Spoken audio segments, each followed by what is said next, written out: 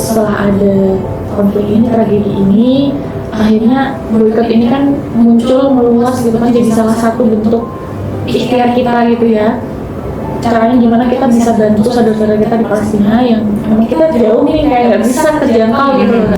Ya sebenarnya kita bisa menyimpulkan ya kalau sebenarnya tuh boykot itu menjaga kita dari kewarasan sebenarnya. Sebenarnya kan banyak juga ya produk-produk lokal yang justru membutuhkan tenaga kita gitu loh, yang ya entah di bagian apanya gitu kan, dan itu justru mengangkat produk-produk lokal itu sendiri jadi hype gitu ya, di kalangan mungkin di nasional bahkan nanti bisa go internasional gitu.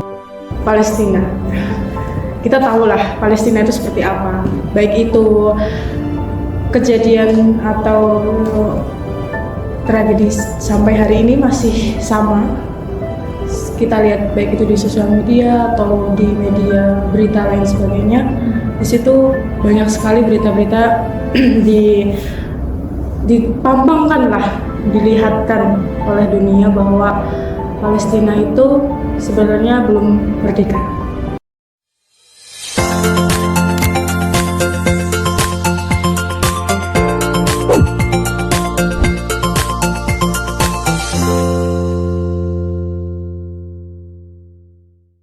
Selamat datang di Suara Berimaji, tempat kita untuk bersuara dan berimaji. Oke, hari ini, podcast kali ini, kita kedatangan salah satu tamu yang sangat luar biasa, yaitu Kak Hadia. Itu tangan. Ya, hari ini sangat senang sekali saya sendiri sebagai host ya. Alhamdulillah Bertemu dengan Kak Had kembali setelah beberapa kali sudah bertemu.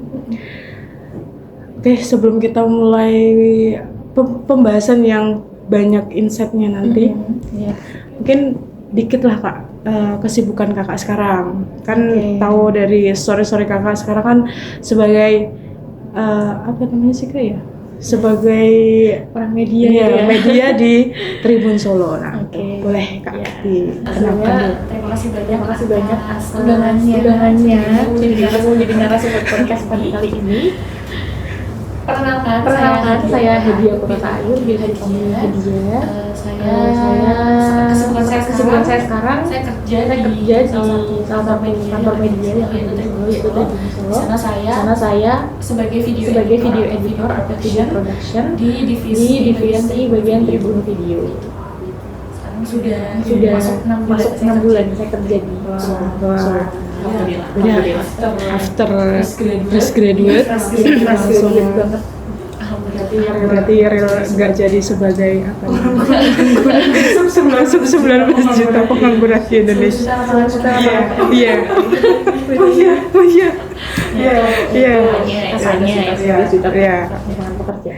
Kita tidak akan membahas itu karena pembahasan hari ini nggak tentang pekerja dan lain sebagainya, tapi nanti akan sedikit menyinggol tentang pemerintahan dan lain sebagainya. Oke. Hari ini kita akan bahas tentang Palestina. Kita tahu lah Palestina itu seperti apa. Baik itu kejadian atau tragedi sampai hari ini masih sama. Kita lihat baik itu di sosial media atau di media berita lain sebagainya. Di situ banyak sekali berita-berita dipampangkan lah, dilihatkan oleh dunia bahwa Palestina itu sebenarnya belum merdeka. Maka dari itu hari ini kita perlu membahas gitu. Nah, kita akan bahas akar awal dulu deh. Hari ini kan tentang boykot. Nah, boykot itu sekarang udah makin banyak, udah makin apa ya, pergerakan makin meluas. Iya, makin meluas. Nah, di sisi lain termasuk Indonesia, itu kan lapangan pekerjaan tadi 19 juta yang belum terpenuhi. Nah, ada teman-teman atau saudara-saudara kita yang mungkin sebagian ada yang kerja di produk-produk boykot kayak KFC, McD dan lain sebagainya. Nah, gimana tanggapan kakak dengan kayak ketika apa namanya, mereka kerja di Iya. McD dan lain sebagainya. Terus produk itu diboikot, dan kalaupun diboikot berarti kan otomatis tokonya atau produk itu kan ditutup. Nah, itu kan pasti karyawan bakal ke PHK gitu dan sebagainya. Nah, tanggapannya gimana dan terlalu baiknya itu seperti apa gitu? Tanggapan secara pribadi ya, dan setelah aku melihat semenjak boykot ini naik gitu kan, jadi FOMO orang-orang minta boykot sebenarnya. Kalau dari aku tetap ada rasa empati ya kan. Jadi kasihan juga gitu loh, mereka juga kan nggak gampang untuk masuk ke pekerjaan itu dulunya gitu, atau mungkin dulunya itu diciptakan masukkan ke misalnya. Setelah ada tragedi ini akhirnya boykot ini kan muncul meluas jadi salah satu bentuk ikhtiar kita gitu ya. Caranya gimana kita bisa bantu saudara kita di Palestina yang jauh nih nggak bisa terjangkau gitu, nggak bisa ke sana gitu. Lalu muncullah boykot ini gitu kan. Sisi lainnya tuh selain aku juga kasihan, maksudnya ya mungkin ada yang tetap bertahan sih. Sekarang masih bisa kita lihat ya orang-orang, misal pelayannya gitu yang cewek berjilbab atau masih stay kerja misal kayak di Burger King gitu kan, masih ada kita temukan istirahat gitu. Cuma di sisi lain kalau mau effort sedikit lah, mungkin orang-orangnya itu pelayan-pelayannya di sana sebenarnya kan banyak juga ya produk-produk lokal yang justru membutuhkan tenaga kita gitu loh, yang ya entah di bagian apanya gitu kan, dan itu justru mengangkat produk-produk lokal itu sendiri jadi hype gitu ya di kalangan mungkin di nasional, bahkan nanti bisa go internasional gitu dari situ. Cuma kita balik lagi ke orangnya juga ya, ke pekerjanya itu, apakah dia sudah sadar akan punya kesadaran itu belum, atau mungkin kayaknya sementara masih stay dulu deh di sini gitu. Ya memang resikonya tokonya bakal sepi ya, sepi pengunjung karena boykot sedang rame-ramenya gitu. Atau kalau mau ya memang sambil cari side job lah caranya gitu. Gitu sih. Terus kalau kita lihat juga kan kemarin sempat ramai yang Pertamina dan Shell itu, ya nyerapin itu dikit. Itu kan sebenarnya kalau kita kaitkan dengan boykot itu kan hampir sama ya. Di sini malah justru ke PHK besar-besaran gitu. Iya kan. Yang dari Shell-nya itu ya. Kayak yang si Pak Bahlilnya ini minta kalau ini semua ke Pertamina aja, maksudnya Pertamina tuh masih bisa loh nampung gitu kan. Cuman orang-orang kan jadi trustednya tuh berkurang gitu ke Pertamina karena ada skandal dan segala macamnya itu. Tetap kok orang-orang ada yang pindah ke Shell gitu, tetap yang satunya gitu. Ya kita ya sebenarnya kita bisa menyimpulkan ya kalau sebenarnya tuh boykot itu menjaga kita dari kewarasan sih sebenarnya, karena kan di sisi lain kita nggak bisa langsung terbang nih ke Palestina atau bahkan langsung menyerang Israel kan nggak bisa kan. Makanya bukan sedikit sih sebenarnya, udah lumayan lah ketika kita udah tahu udah bisa untuk memboikot barang-barang yang aliansi dari Israel gitu. Soalnya nggak semua orang bisa lepas gitu loh dari barang-barang branded itu yang udah lama branded kayak produk ini kalau nggak semua orang bisa cocok gitu. Lepas juga mereka kalau bisa dan berhasil yang udah lama, aku pakai produk biasa gitu dengan punya aplikasi yang ini loh Kak, apa namanya buat ini ya, scan berafiliasi dengan nah itu teman-teman di sini ada ternyata ya, jadi ketika belanja gitu kan ada scan-nya bukan produk ini gitu. Berarti punya juga yang di sini teman-teman di sini ada luar biasa dari Palestina. Ya bagus. Dan ya sebenarnya produk-produk lokal tuh bagus-bagus semua, tapi kadang tuh produk lokal tuh harganya luar biasa. Betul. Tapi ya itu tadi dari harga ada kualitas gitu. Betul. Jadi ya boykot itu menjaga kita dari kewarasan itu tadi dan usaha kita ya kayak biar bisa ada rasa untuk mereka tuh perlu loh gitu loh. Dengan cara kita beri balang barang-barang yang tidak terafiliasi itu kan udah jadi sama aja kita effort. udah ini. Oke. Nah, kita maaf ya ini karena saya harus membuka materi dan juga jurnal-jurnal ini kemarin saya beberapa ini. Nah, kita akan mengulik nih. Kemarin kan saya juga aku udah buka beberapa jurnal. Ada 2 jurnal tentang sejarah Palestina. Nah, boleh Kak Hat, sepengetahuan Kak Hat atau ya harusnya banyak banget nih kayaknya Kak Hat. Harus banyak sih. Sejarah Palestina kan apa namanya? Datangnya Israel itu kan udah dari abad ke-19 atau abad ke-20 lah. Iya. Di situ kan banyak kejadian di situ dan peperangan Israel dan Palestina itu tidak setara dengan Yaman dan juga satunya itu. Nah, Yaman itu kan mereka di tahun 2013 baru diserang habis-habisan. Sedangkan Palestina kan udah lama banget. Betul. Ya kan, udah lama banget. Jadi kadang kan orang-orang mikir kenapa nggak lihat Yaman? Kenapa kita nggak perhatian dengan Yaman? Iya. Masalahnya di Yaman dan Palestina yang apa namanya bahasanya yang meninggal atau yang wafat itu lebih banyak di Palestina. Dan di situ kita perlu membuka mata juga bagaimana sejarah-sejarah di Palestina, bagaimana perkembangan peperangan yang terjadi di Palestina. Nah, menurut kakak nih gimana penjelasan dari sejarah sedikit sejarah tentang Palestina? Oke. Yang aku ketahui nih ya. Betul sih tadi udah sempat diomongin juga sama Mbak Nurung kalau memang dari awal Palestina ada itu justru kan semenjak kedatangan dulu belum ada ya nama Israel ya. Itu kan artinya pendatang dan maksudnya dia tidak ada darah Palestina gitu loh. Bahkan kalau sekarang kita lihat nama-nama orang-orang Israel sendiri itu pakainya nama-nama yang ke barat-baratan bukan nama yang tulisan bahasa Ibrani. Kalau bahasanya Israel bahasa Ibrani ya bukan dari situ.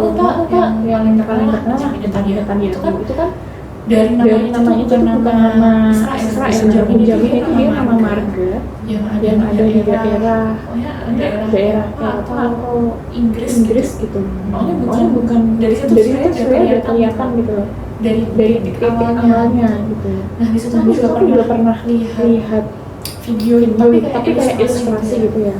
Tapi ada juga yang share tentang foto dokumentasi sejarahnya itu. Jadi di situ diizinkan ada pendatang baru masuk lewat pelabuhan gitu ya.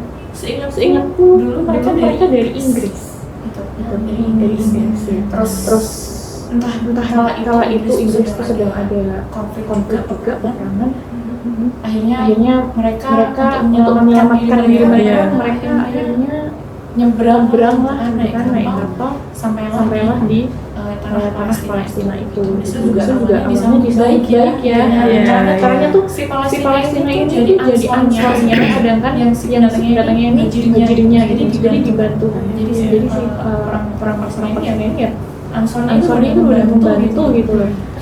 Sudah diberikan tempat tinggal gitu kan. Tapi lama-lamaan nih kok malah kayaknya ngelunjak gitu ya. Jatuhnya itu di tahun 1948 itu. Paling terkenal itu awal dulu yang namanya Nakba. Jadi pertempuran Nakba itu pertempuran itu kerasa banget kayak ini yang harusnya orang asli Palestina justru digusur gitu. Mereka pengen tanah itu milik mereka dan itu berlanjut hingga sekarang kan udah berapa puluh tahun gitu kan. Hampir sama lah kayak kalau Indonesia kan berapa tahun sih 77 ya. Apanya? Perangnya. Kemerdekaannya 80 terakhir. 80 terakhir ya. Iya. Tapi kemerdekaannya 1945. Berarti kan ya itu hampir iya. Indonesia merdeka mereka masih dijajah gitu. Mereka masih sana masih konfliknya gede banget gitu lah, masih enak banget gitu. dan perjalanan itu kan nggak mudah ya bagi mereka gitu. Sampai kadang infonya naik, kadang hilang gitu, maksudnya kayak orang nggak ingat lagi kalau itu di Palestina lagi ada konflik gitu loh. Terus juga terakhir juga yang Sudan itu kan cukup ramai ya Kak ya. Iya, gitu. Nah itu sebenarnya tuh posisi Sudan dan Palestina itu apakah berdekatan atau memang beda sih, mereka beda ini, nggak yang dekat banget. Justru Palestina malah dekatnya sama Turki. Jadi makanya misalnya ada bantuan kemanusiaan ya, jadi ada sesi di bagian mananya ya, aku lupa. Tapi di situ sebenarnya udah berbatasan gerbang sama sama Mesir bukan Turki, maaf ya, Mesir. Justru malah dekat sama Mesir. Jadi di situ sering lewat buat bantuan kemanusiaan tuh lewat gerbang itu berbatasan Mesir itu pasti. Ketika di situ pasti dijaga sama ICIG. Iya, sama. Ya ditahan gitu, bahkan mereka juga nguri gitu. Dan kalau kalian mau lihat ini nanti akan ada sedikit gambaran tentang area-area yang tinggal seberapa yang udah di Palestina. Ya, oke. Ini dia.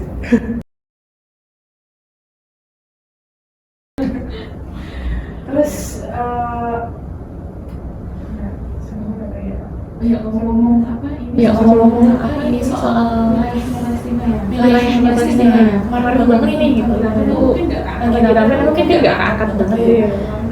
Sementara kemarin aku ngedit itu, jadi tahu gitu beberapa hari yang lalu infonya tentang ini di Palestina ada namanya garis line.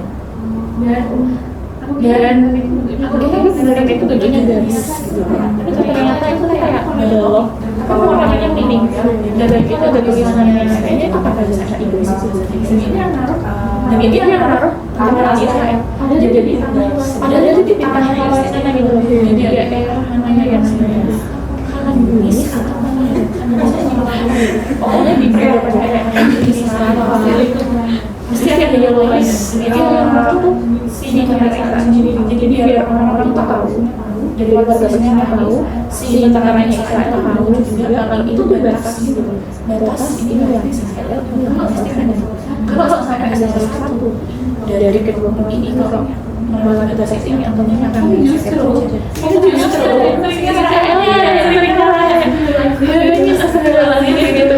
Kenapa sih gitu loh? Kayaknya yang merasa sendiri gitu. Atau kok ada bebannya tapi bisa jadi ada orang gitu bentuknya gimana? Belok gitu. Tapi kayaknya itu baloknya dari batu bata itu jadi berat banget, harus diangkat pakai apa sih, truk yang kayak keren gitu loh, yang terangkat. Iya. Batu-batuan gitu. Sampai sebenarnya dari mereka tuh nyampe banget. Pertama kalau yang di Gaza tuh di daerah West Bank atau di daerah tepi barat namanya. Itu udah banyak banget titik-titik balok. Dinyatakan itu yellow line. Perbatasan antara Israel dan sisi Palestina.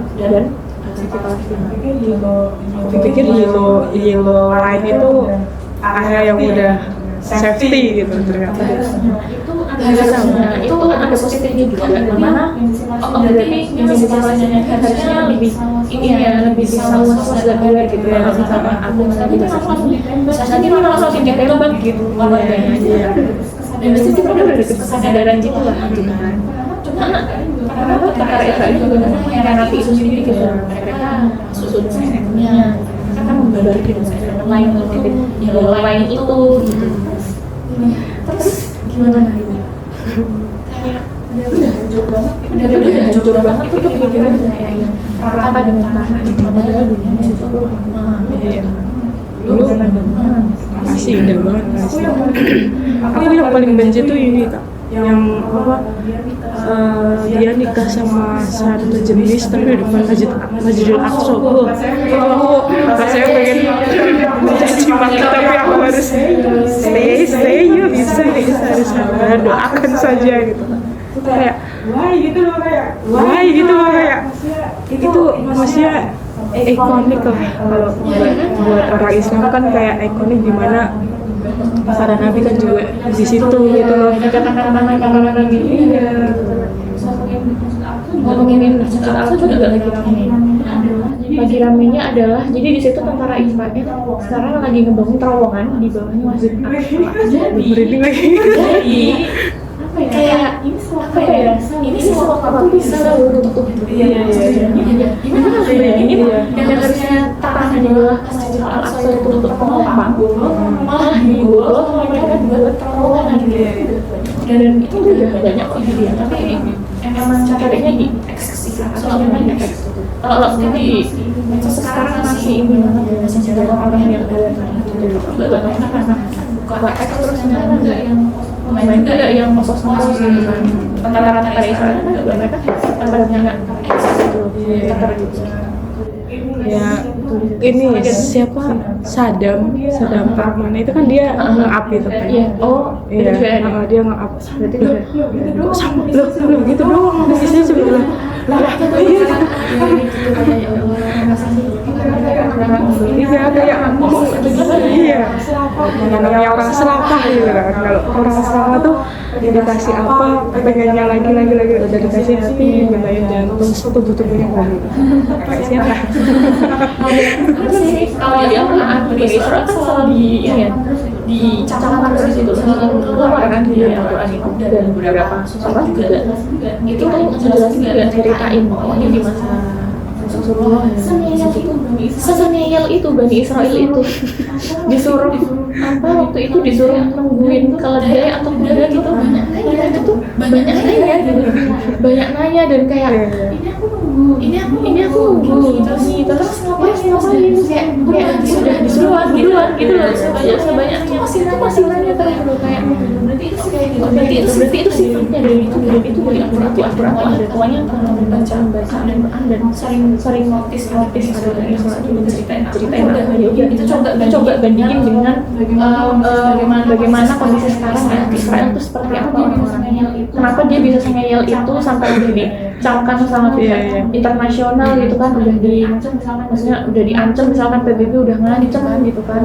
terus negara lain juga udah pada ngancam gitu mereka masih ngeyel udah tidak bisa dihilangkan. Orang yang kayak si Islam bubar terus mungkin ya mereka juga itu kalau dikaitkan dengan Al-Quran sekarang kayak gitu berarti Allah memang ngasih karakter seperti ini dan memang ada tujuannya gitu loh kenapa Palestina sampai sekarang masih terus ada konflik gitu ada beribu-ribu orang meninggal gitu kenapa itu sih Allah tuh ada supnya nah ini maksudnya ini aku masih sebuah pertanyaan besar sebenarnya ya kayak aku juga sekarang masih bertanya apa untuk mengingatkan aku sebagai hamba yang banyak dosa ini terus itu salah satunya jadi mengingat kita tuh nggak selamanya lebih dunia iya lihatlah gitu di sana ada orang yang nanti kita akan kembali menyatu dengan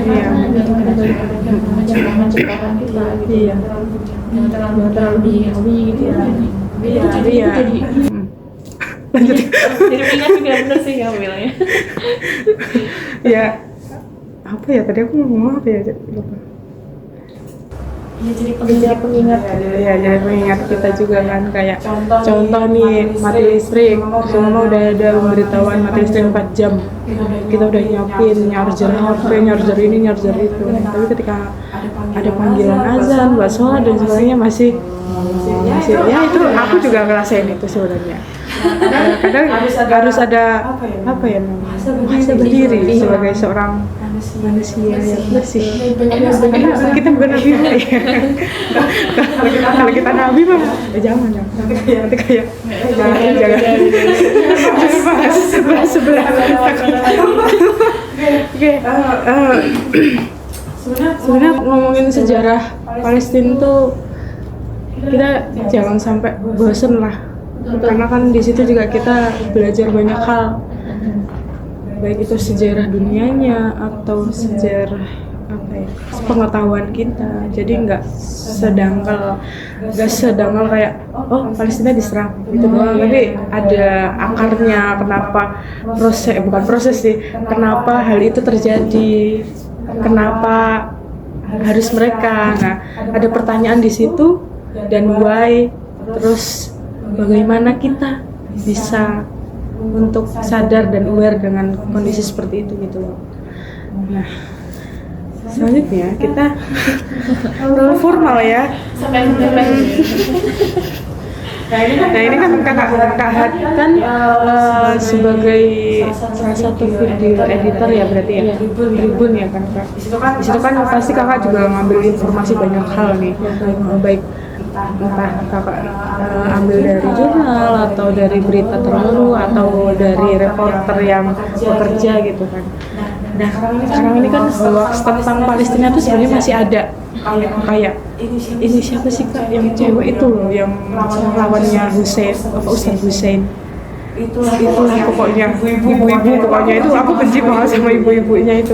Kalau debat sama Ustadz Hussein itu tuh dia membela Palestina banget, membela Israel. Jadi kayak Israel tuh benar, Israel tuh kayak gini. Nah iya, nah itu kan ada beberapa orang yang kayak kayaknya benar nih, soalnya orang Indonesia kalau ada orang yang ngomong dengan tegas banget dan sebagainya kan mereka ada yang mikirnya ini benar nih, berita benar nih, sedangkan dengan yang mengatakan soft spoken apa ini kayaknya enggak. Nah sebagai salah satu bagian dari Tribun kan berarti kan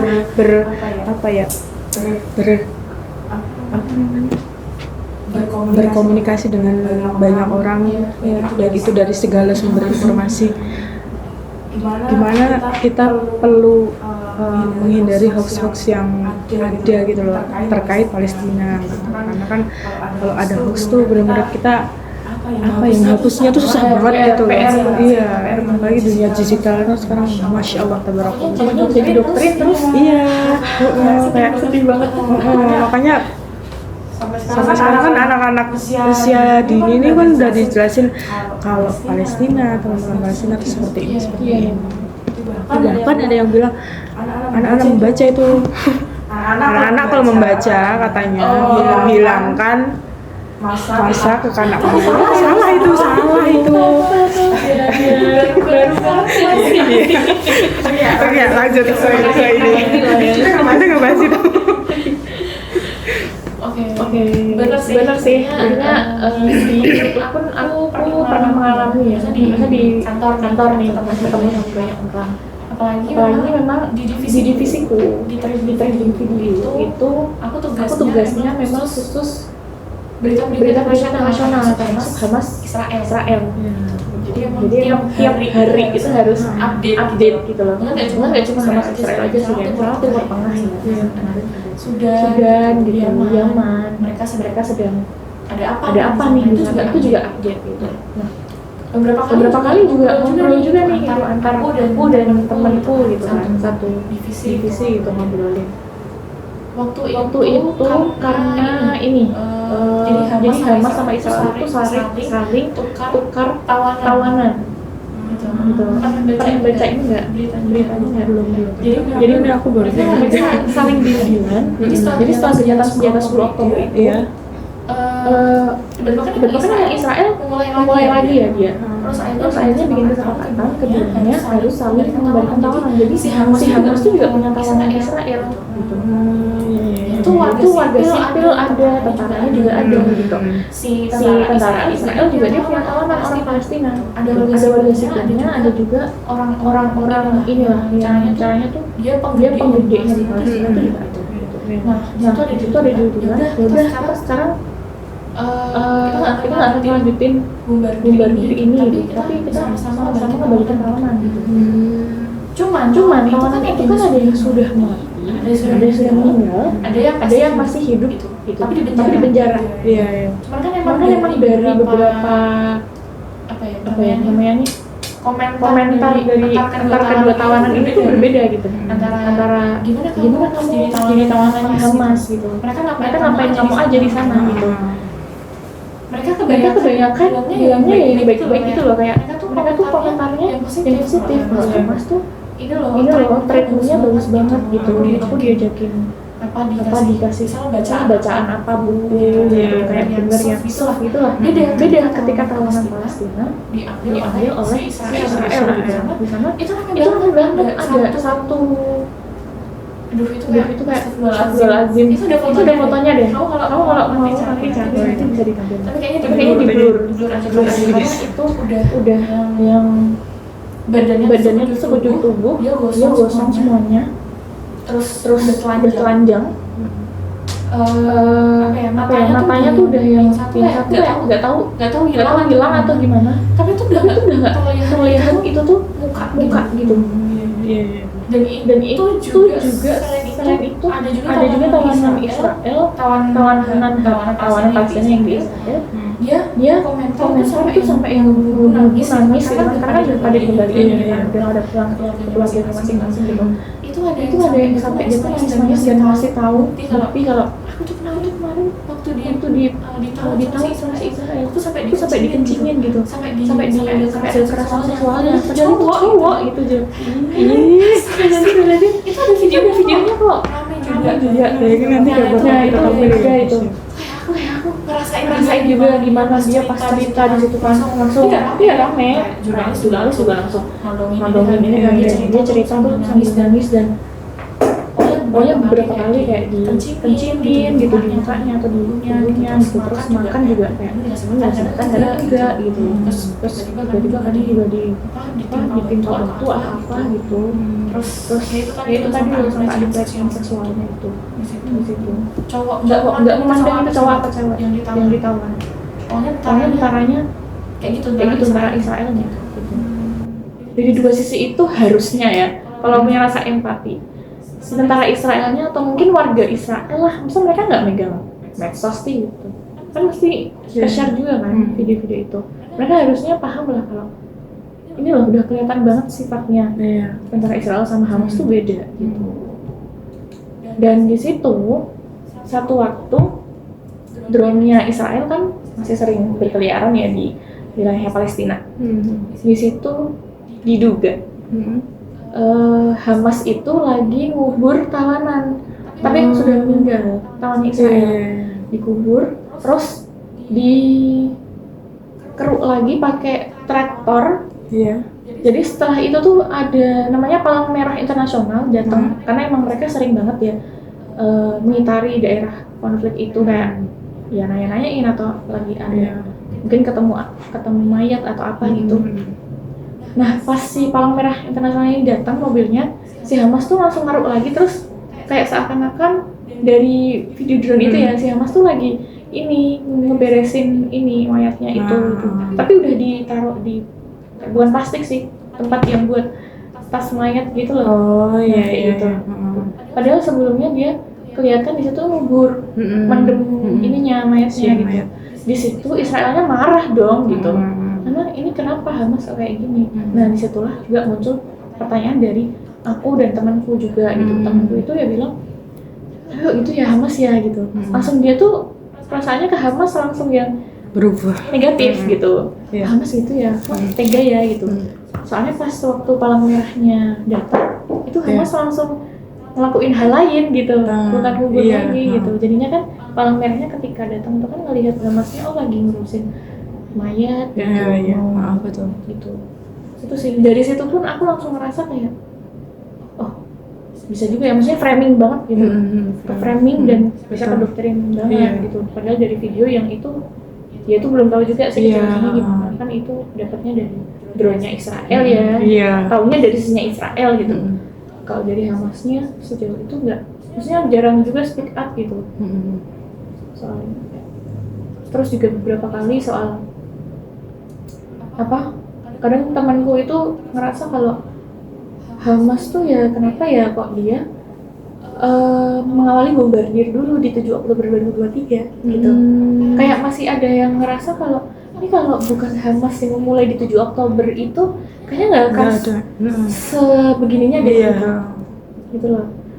Terus yang Israelnya itu kan sebenarnya IDF-nya itu kan pengennya membasmi Hamas gitu, sebenci itu sama Hamas. Tapi jadinya apa, sipil yang kena.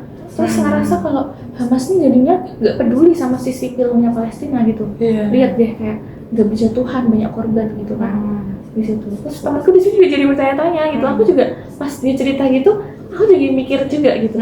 Iya sih. Tapi pertanyaan itu masih beberapa orang selalu mikir kalau iya, kalaupun Hamas tidak mulai bombardir besar-besaran di 7 Oktober itu, kemungkinan IDF-nya nggak akan sebrutal itu setelah itu. Tapi juga nggak menutup kemungkinan kalau si Israelnya Nyerang duluan. iya gitu, tetap aja bisa jadi dia tetap ngebombardir sampai sekarang. Iya. Gitu. Karena emang ya gimana ya, dari 1948 sampai sekarang gitu kan. Berapa tahun ya? Itu makanya. Kadang di situ aku langsung kedoktrin sendiri sama omongan temanku gitu. Iya. Maksudnya ya ada yang mereka berpikir seperti itu tanpa kayak kedoktrin dari medsos ya. Karena ya emang kita tiap hari berkutat dengan update info Hamas Israel gitu. Saya juga, tapi kayak tamengku adalah aku langsung kembali ke Al-Quran gitu. Kayak enggak, ini pasti ada maksudnya gitu. Aku nggak langsung yang benci langsung kayak oh ya kok Hamas gitu banget ya gitu. Itu enggak. Aku langsung tamengku adalah Al-Quran yang pertama karena dan pertama di surat Al-Isra itu kan. Itu kan ceritain juga kenapa Palestina menjadi salah satu tempat pijakan Nabi Muhammad ketika Isra Mi'raj gitu. Di Masjidil Aqsa itu kan kenapa itu. Ya, aku langsung membentengi diriku tuh dengan itu, dengan balik lagi Al-Quran gitu. Kembali ke Al-Quran, kembali ke Allah juga. Iya. Nah kadang kan apa ya, aku kan juga masih belajar ya tentang Palestina, bagaimana kan harus dipilih-pilih juga tuh kayak info-info yang memang benar dan memang salah gitu kan. Kadang kan ada nih salah satu ulama contoh yang memframing kalau di Palestina tuh nggak ada kejadian seperti itu hanya AI dan langsung kayak kok ada yang statementnya kayak gitu. Kok AI? Mending AI foto buat ini deh Pak, jangan gitu.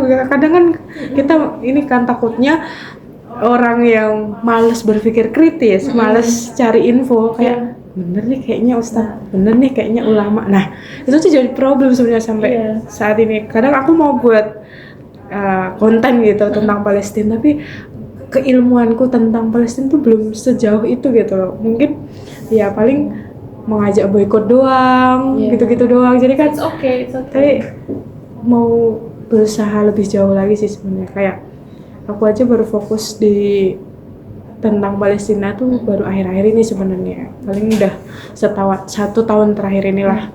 Karena kan ya di sosial media tuh sungguh luar biasa. Betul. Tiap ininya. Jadi kan ya sebagai human atau manusia tuh pasti ada rasa lah. Maksudnya kita kan dikasih perasaan, dikasih ini udah kasih perasaan, dikasih akal buat mikir, memproses perasaan itu gitu kan. Kayak ternyata bener nih di Palestina kejadian kayak gini. Kadang kan aku ngerasa bukan benci sebenarnya, kesel sama orang-orang yang kayak nge-framing hoax gak jelas itu, kayak bisa nggak dia orang? Iya, kadang malah aku gak buat konten nih, lihat konten kayak gitu kayak ya Allah capek nih, gak mau buka lagi nih gitu. Tapi pada akhirnya kayak oke, ini bisa di-share, tapi nanti dikasih caption apa atau stitch gitu. Biasanya orang-orang kan kalau itu ada berita hoax atau apa kan pasti pakainya stitch gitu kan, kayak memperjelaskan. Iya, kalau itu tuh terus dalam penjelasan itu juga ada bandingan dengan fakta-fakta dan data-data gitu kan. Jadi orang-orang perlu ini. Ya awalnya tuh sebenarnya kita baca sih, baca apapun deh. Mau lewat buku, mau lewat jurnal, semuanya ada di situ. Jadi kita tahu gimana Palestina, bagaimana sejarahnya, terus orang-orangnya seperti apa gitu. Terus ya pokoknya buku itu bukan buku, membaca itu kunci segalanya sebenarnya. Setuju. Paling menarik tuh ini Kak, ada salah satu penulis buku, lupa apa namanya. Bukunya itu benar-benar bahas tentang kemanusiaan di Palestina. Sampai Judulnya apa itu? Inggris, aku lupa ya. Warnanya covernya kalau nggak biru tuh ungu kayaknya covernya. Itu tuh pokoknya membahas tentang kemanusiaan. Sampai-sampai buku itu nggak bisa beredar di internasional lah. Ya karena pembahasan Palestina kan. Mungkin ada orang-orang yang kayak takut ini nanti bakal kedoktrin nih dari buku ini. Sephobia itu ya. Karena kayak fobia Islam nggak sih? Iya. Makanya kayak gila banget sih ini orang, maksudnya berani untuk buat salah satu buku yang dia tahu pasti bakal ada yang menolak gitu loh. Nah itu di situ tuh kayak kita sadar dengan dia aja berani, masa kita cuman buat konten 2 detik atau berapa detik aja kayak malesnya luar biasa. Maju mundur ya. Iya. Niatnya. Lu gimana ini? Padahal ya udah gitu. Iya, pengennya sih gitu Kak, tapi kayak orang gimana ya? Kita Masih kan? bukan diri sendirinya. Bener Karena sih. kan yang harusnya kan kita sendiri, bukan orang lain yang kita pikirkan gitu. Nah, di peperangan Palestina dan Israel ini kan banyak tuh solusi yang dikasih tuh dari PBB ataupun perjanjian Oslo atau apa ya? Perjanjian Oslo tahun berapa itu? Iya, tahun 19 berapa gitu. Tapi itu pokoknya pembahasan tentang apa sih, solicitation Solution itu. Itu pokoknya itu Solusi 2 negara itu. Nah itu gimana Kak, pandangan dari Kakak nih, apalagi yang Indonesia kemarin ya ada gimana gitu.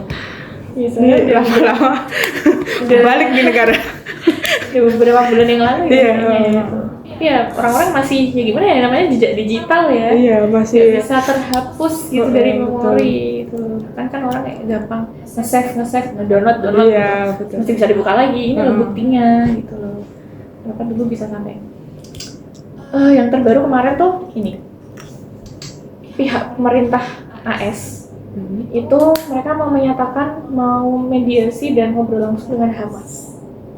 Gitu. Tapi belum tahu nih kapan. Jadi kayak ada penggedenya Hamas nih, namanya tuh Khalil Al-Hayya. Itu Khalil. Iya, nih fotonya.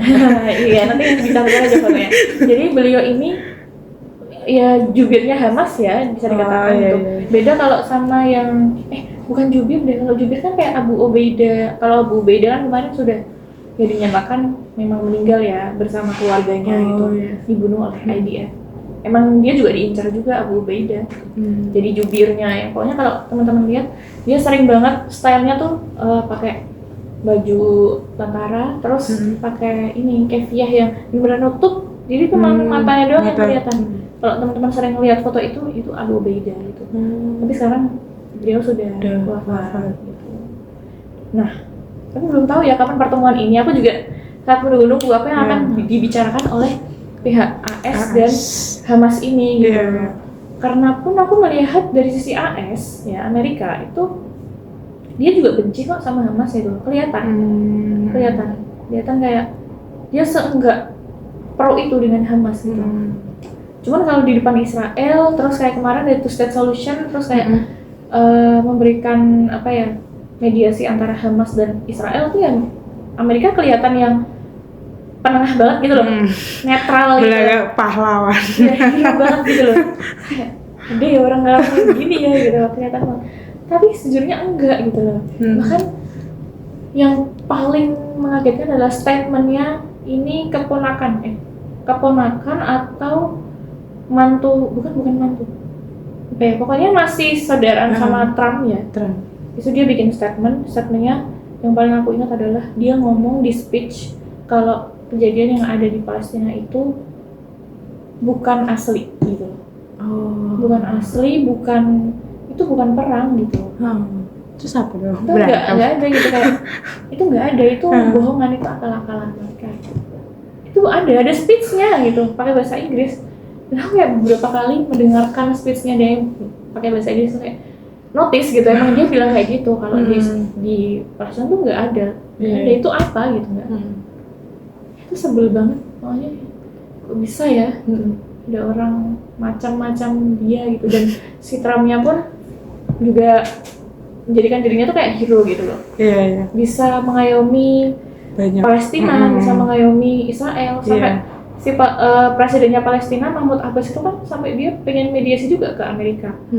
Pas itu bilang pas PBB itu pidatonya kan via online ya karena dia nggak diterima di Amerika, visanya dicabut sama Trump, jadi si Mahmud Abbasnya ini dia nggak bisa masuk nih gitu ke Amerika, jadi pakai online via online speech-nya gitu.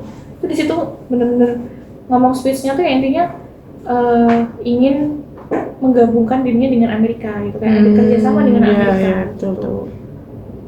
Ini tuh juga statementnya bikin ngagetin juga gitu. Terus selama ini Hamas gimana? Ngapain aja gitu, kayak sejauh ini Hamas nggak dianggapkah atau gimana gitu. Jadi state solution itu solusi terbaik apa enggak gitu? Kalau melihat situasi dan kondisi sebenarnya sih, situasi dan kondisi. Terus ya Indonesia sebenarnya terlibat dalam two state solution. Di Timur Tengah itu harusnya Indonesia nggak masuk. Asia Tenggara. Dia ini presidennya Tengah, gitu. Pak. Dan kemarin diundang sama Trump gitu untuk ikut yang Middle East Summit pertemuan Timur Tengah yang ada di Mesir gitu. Jadi ketemunya ya sama petinggi Timur Tengah. Nggak ada tuh ketemu sama sebenarnya ini satu Malaysia juga diundang, tapi dia nggak mau datang, perdana menterinya. Tuh siapa namanya? Anwar Ibrahim.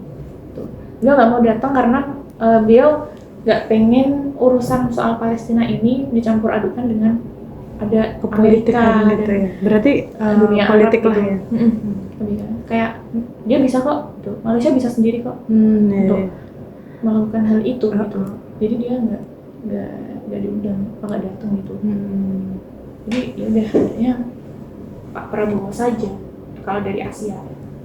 Nah kita flashback dikit nih Kak. Tadi kan Kak nyampein yang Pak Prabowo bukan dari bagian Timur Tengah ikut campur dengan itu tadi summit dan sebagainya. Aku jadi inget nih. Kenapa tuh? Ada video viral sih sebenarnya. Prabowo itu ngobrol sama Trump. Intinya ngobrol dan ternyata suaranya tuh nyampe gitu loh, yang dia bilang. Bocor ya suaranya.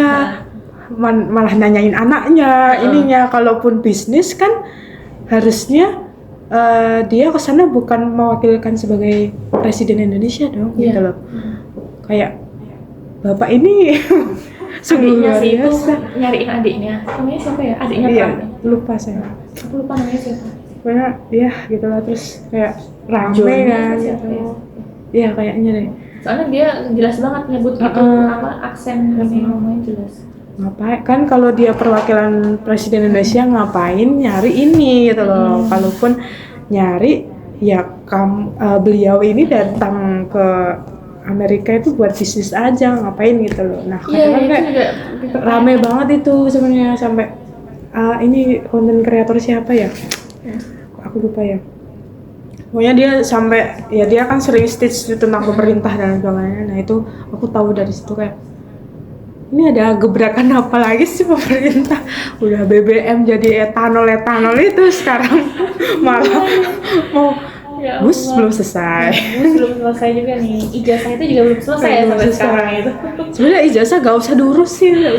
Itu bikin gonjang-ganjing panjang banget. Iya. Anaknya juga keikut soalnya ijazahnya anaknya itu.